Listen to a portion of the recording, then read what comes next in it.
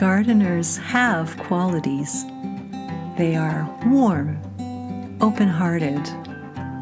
I can see them leaning over the fence and chatting with a neighbor or someone who's just passing by.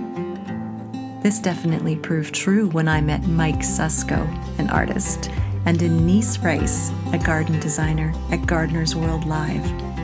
And I was thrilled to have them tell me a bit about the project they worked on, called The Artist's Garden.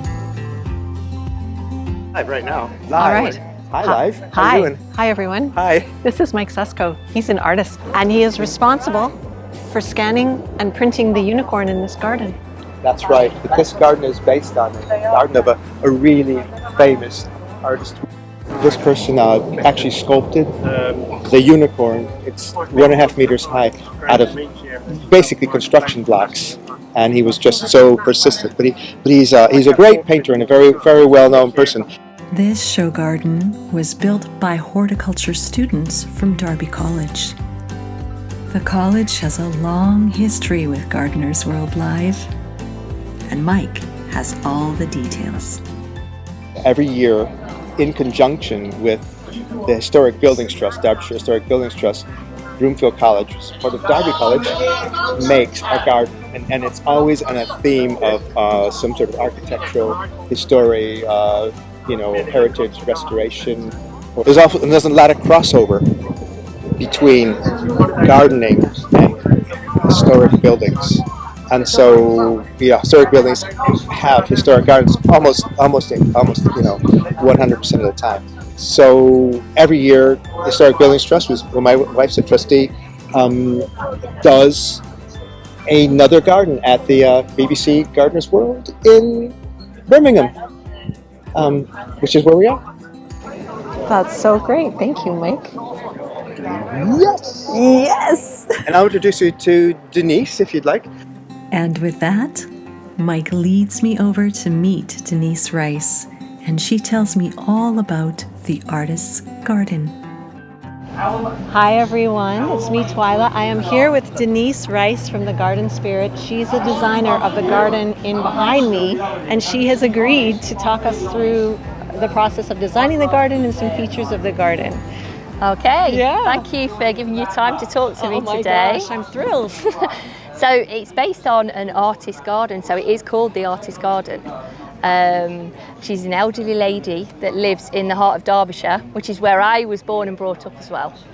So it's close to my heart, the project's close to my heart. I love anything whimsical, and as you can see from the garden, it is whimsical and it is very cottage gardening.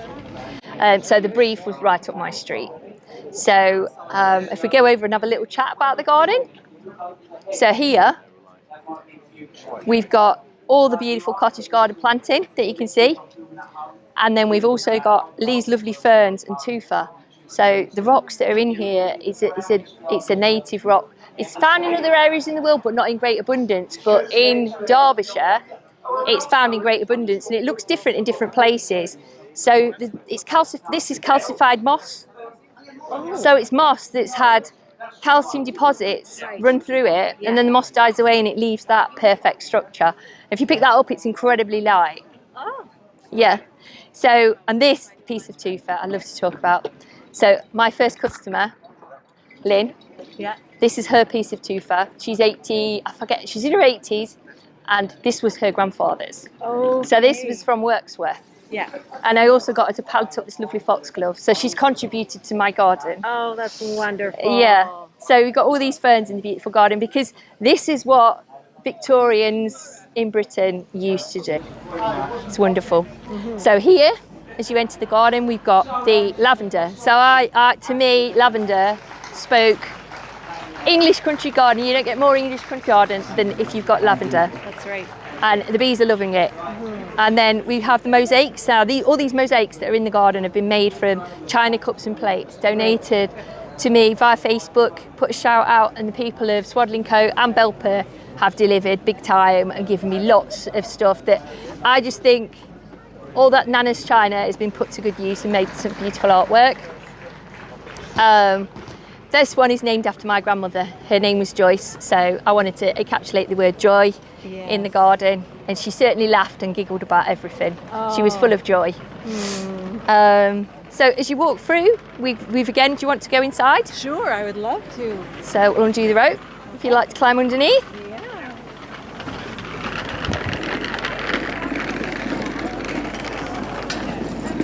So inside we've got the unicorn. So this is an exact sculpture of what is in the artist's garden. So this has been scanned, Okay. and then it's been created using polystyrene and then painted by an artist to replicate what's in the actual garden.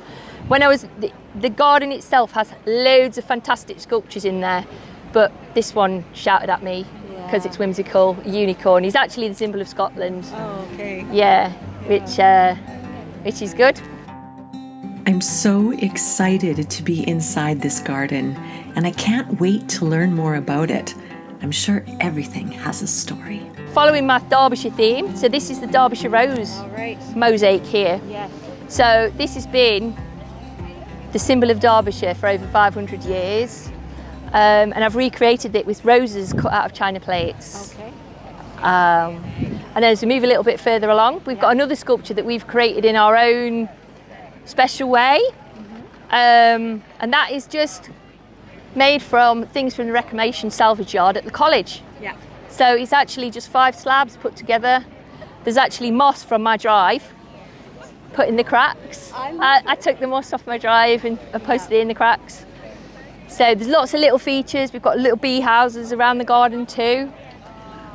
We've got the mosaic in the middle, so to reflect the joy and the bliss of being in a garden. Yes.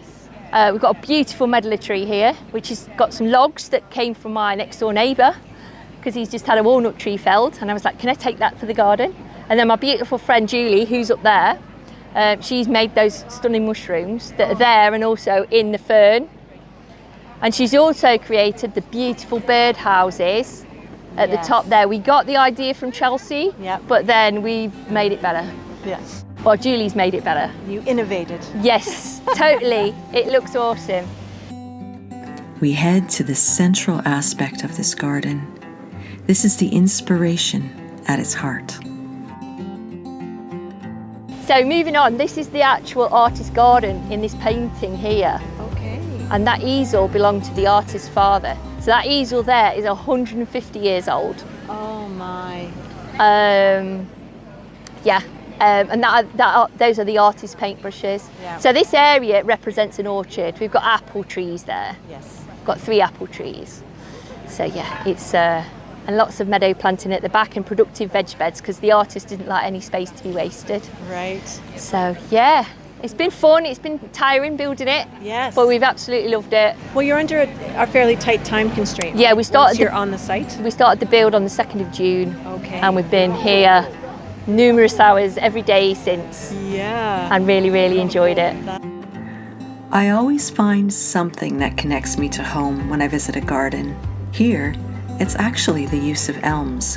In Edmonton, in Canada, where I live, 22% of our open space and boulevard trees are elms, and we've just had our first case of Dutch elm disease in 2024, and the city is fighting to contain it. Here, these trees are treated much differently. So we created these from elm that needs to be cut back anyway, because otherwise you can spread Dutch elm disease. So as trees mature, they get Dutch elm disease. So it needs to be felled before that happens. So that's why we were able to use that, so it's all sustainable. Yeah. Hopefully, we can contain Dutch elm disease at home and preserve the magnificent canopies that these trees create. But now, in the meantime, I'm focusing on the ground beneath my feet. The pathway. Did I mention the pathway? No, we didn't talk about this pathway. So the pathway, it is made from limestone that's come from Bonsall and other bits of stone too, but it's been made, it's just compacted, and then we've brushed dirt into it to make it solid. Yeah. And then it makes it free draining. Yeah. And also very sturdy and strong to walk on because it's limestone. Right. So yeah, it's all reclaimed, everything's reclaimed. We've got all the mortar that's been used is just sand and lime. So there's nothing nasty in this garden. So many people have supported Denise's vision for this garden. It's a real community effort. We've made all the structures by hand. So this one, we've all made this at college. Yeah. this beautiful willow arbour. Yeah. It's been a labour of love, this one. Yeah.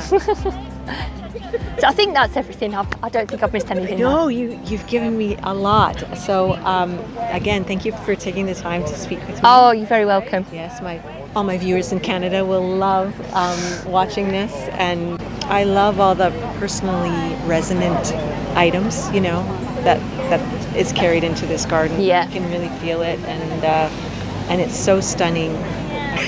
And my thank yous. Thank you Yeah. to you too. Yeah. Can I give you a Yeah, let's give a hug.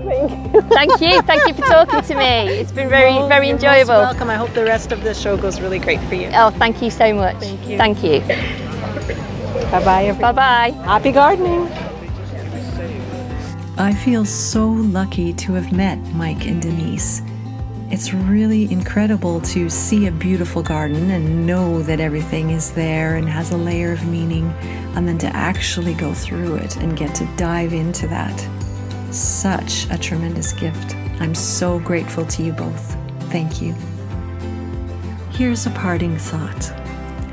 The Artist's Garden is a celebration of our fascination with historical homes and their historical gardens. It makes me think about the time that we spend in our everyday garden spaces, the resonance and the sense of connection, and I kind of see it in a whole new light.